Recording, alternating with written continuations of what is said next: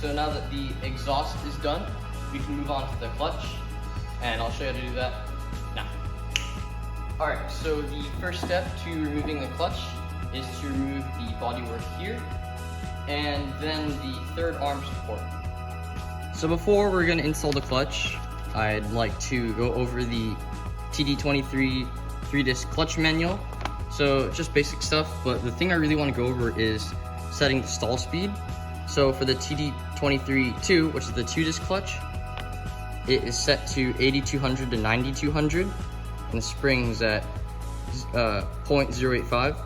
And the 3-disc clutch is the stall speed is 8800 to 9800, with the springs at 0.91. So that's just some reference to keep in here. Then also shows the max of 0.350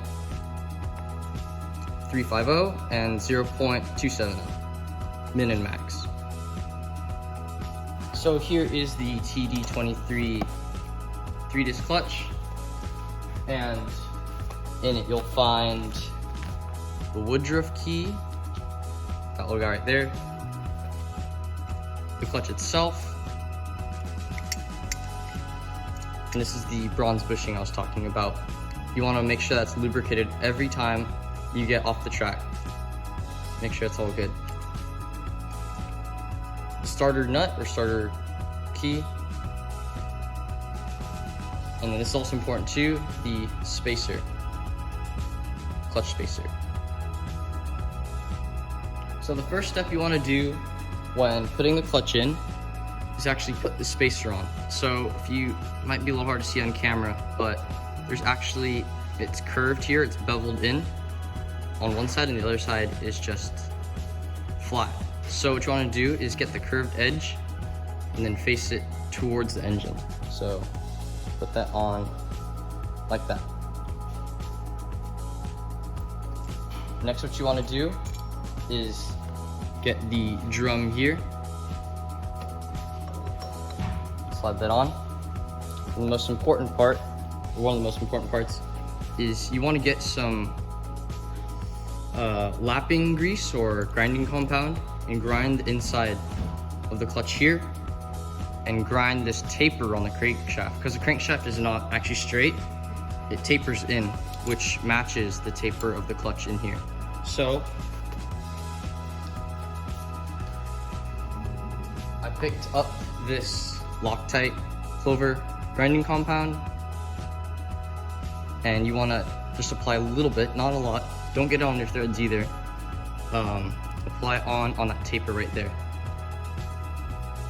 So step one, just get a little bit of grinding compound. Just get a little bit, then just dab a little bit. Take the drum off, but don't want that in the drum. And just kind of go around on the taper of the crankshaft and lap it. So just kind of get it on there. Good idea to have a towel or a rag with you too. Like that. Get the clutch, then just kind of put it on there, and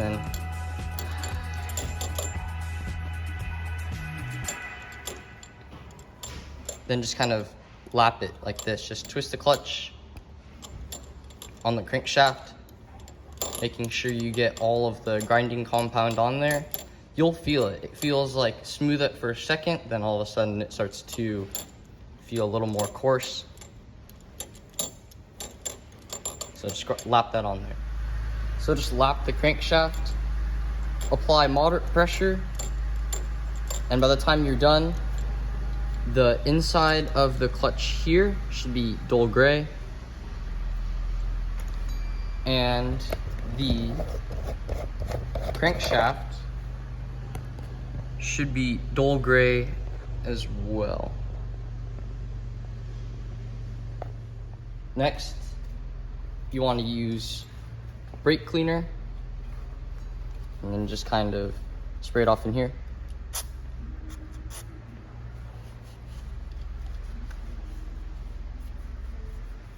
Make sure you clean where the keyhole is, in there.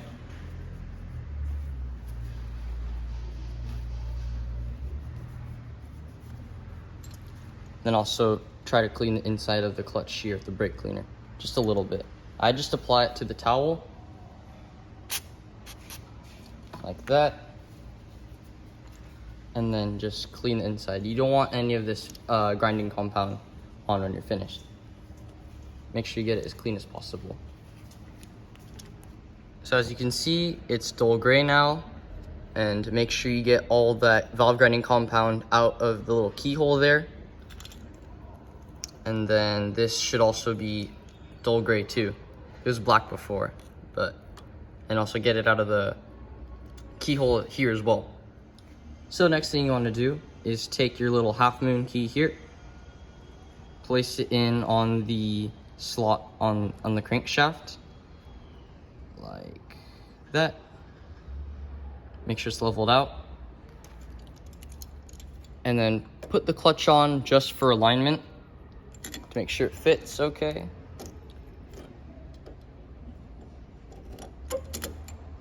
There you go. So you just kind of want to spin it and just like make sure that it's all good. That's good.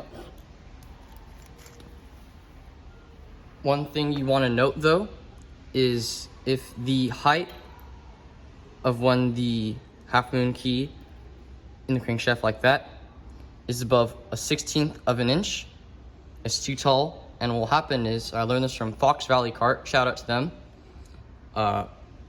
When it's more than 1/16 of an inch tall, when you floor the gas for the first time, the key will actually shear inside the clutch shear, and the clutch won't engage.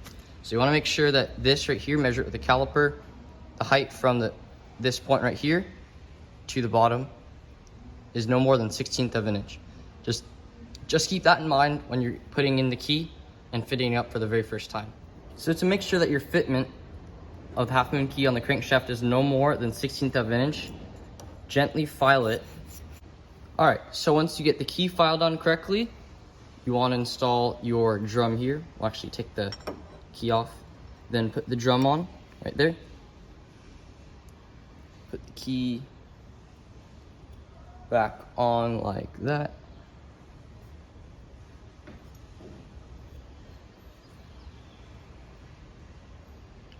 Make sure it's level.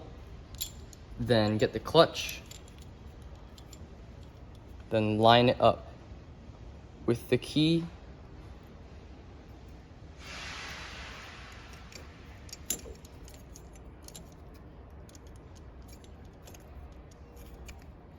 As well as the friction, as well as the rotors. It's all lined up there. Then you want to take your starter nut, then thread that in there like that. So this starter nut needs to be torqued down to 35 foot-pounds. But in order to hold the clutch while you're tightening it, you're gonna need this Tomar, I guess like clutch wrench. You can also get this out. You can also get this at outtowin.com. So you hold that there, should line up like that. So when tightening your starter nut, I made this little adapter thing. Sorry for the poor welds, but made this little adapter thing here. And I'll just go on there. Get your torque wrench. I have to back this out here. Get your torque wrench and set it to 35 foot-pounds. So once you have your torque wrench set, you can put it into the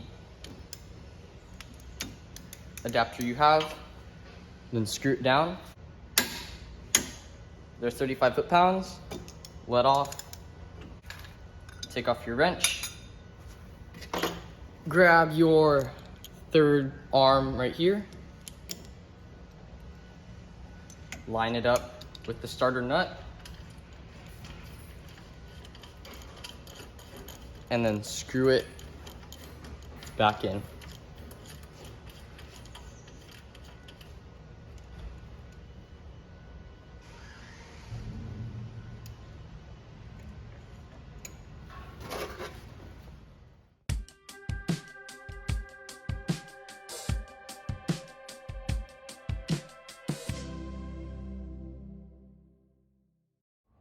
So as you can see, the clutch is now installed.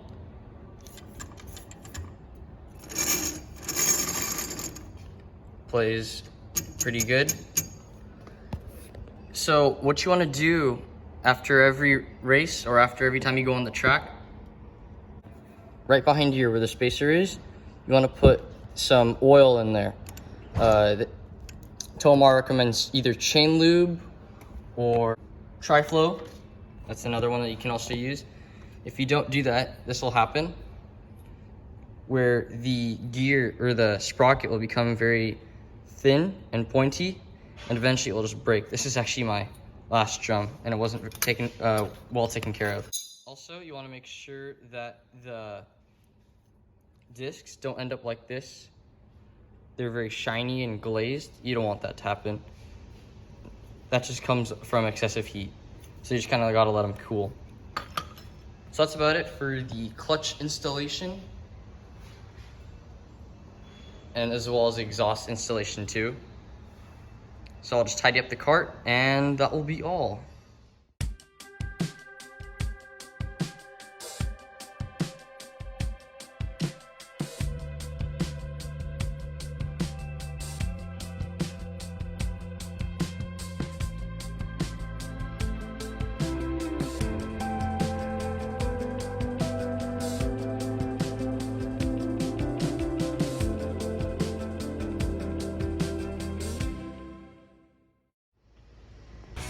So this was the last video of installation for my clutch and exhaust install series. So the next one should be of me at the track. There's a clutch there, hooked up to the SRY header and the RLV F5 exhaust. So yeah, the next video should be of me going to the track and testing my results. Hopefully it should be a lot quicker than before, and you guys will all see that on the video. Thank you very much. Subscribe for more, and see you soon.